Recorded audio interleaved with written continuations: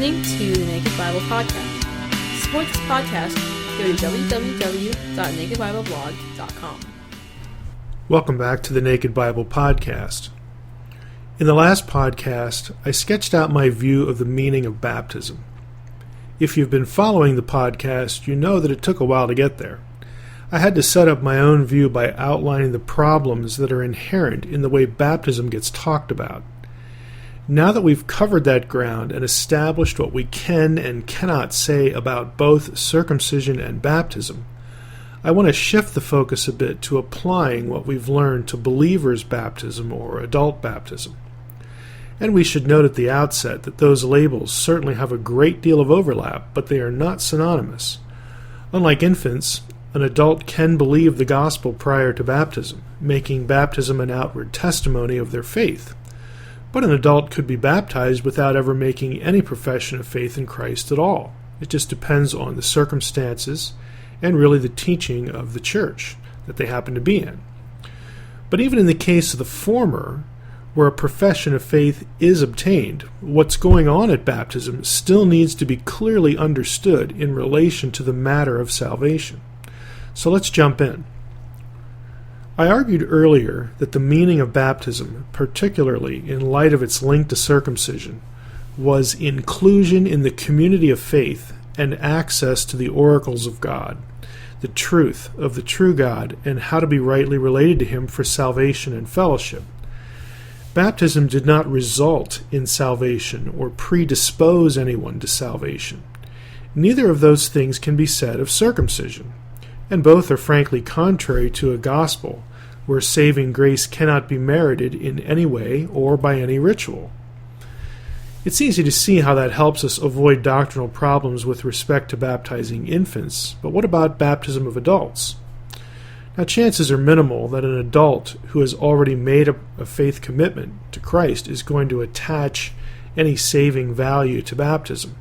But that's not a given. The position I'm arguing for, that you shouldn't say about baptism what you cannot say about circumcision, is still important. If that were part of a church's teaching about baptism, even in a church that baptizes only people who confess to believing in Jesus before they are baptized, it would help those getting baptized to think clearly about what isn't happening to them when they are baptized, but why they're still doing it.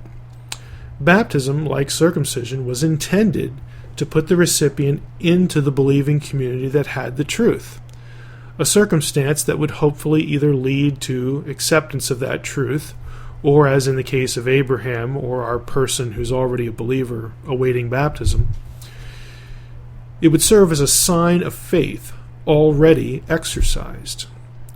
Since some adults who get baptized might not be thinking clearly about what they're doing, either due to their own misunderstanding or perhaps that of the church or the minister, insisting on consistency in the circumcision baptism analogy is very helpful.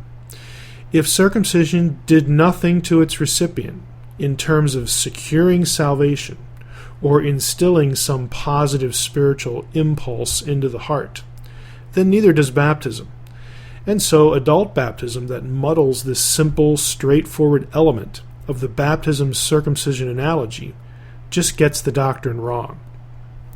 Now, in regard to people who are baptized and who have a clear knowledge of the gospel being independent of salvation, the meaning of baptism I've argued for is still quite consistent with believers' baptism. New Testament believers who were baptized, consequently, became members of the believing community. Such membership meant regular hearing of the truth, something that would sustain their faith and help them to be assured of God's promises, or perhaps clarify the gospel if there were any uncertainties in a person's faith understanding. This is equally true today. Membership in the family of God should both foster and sustain faith. These were God's same goals for Old Testament Israel. The sign and the rite have changed, but the theological point is still the same. I hope it's clear at this point in the series on baptism that my view of all this is workable and important for both adult or believers' baptism as well as infant baptism. Believers' baptism is the type of baptism specifically described in the New Testament. Although some try to argue otherwise, there's no clear instance of infant baptism in the New Testament.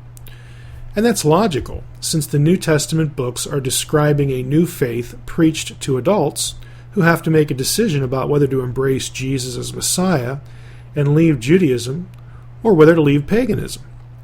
The apostles were preaching to adults to kickstart the church, and so adults are the ones hearing and believing, and so they're the ones being baptized.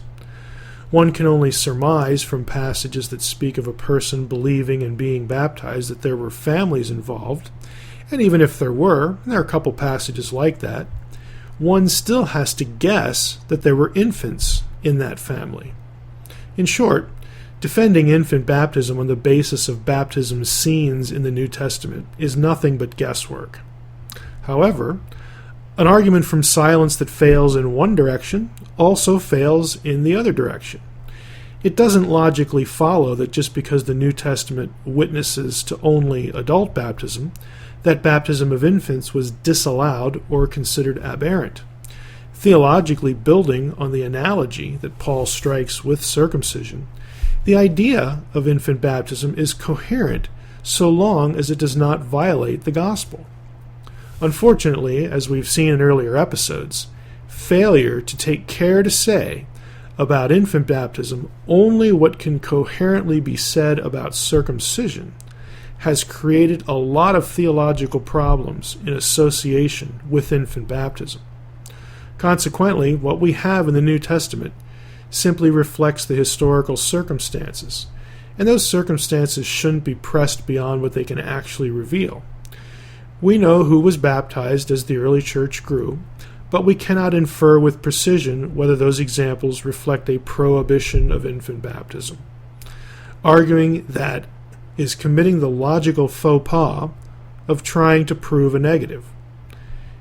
In our next podcast on baptism, we'll take a look at the controversy over the mode of baptism, how it's done. Thanks for listening to the Naked Bible Podcast. To support this podcast, visit www.nakedbibleblog.com. To learn more about Dr. Heiser's other websites and blogs, go to www.drmsh.com.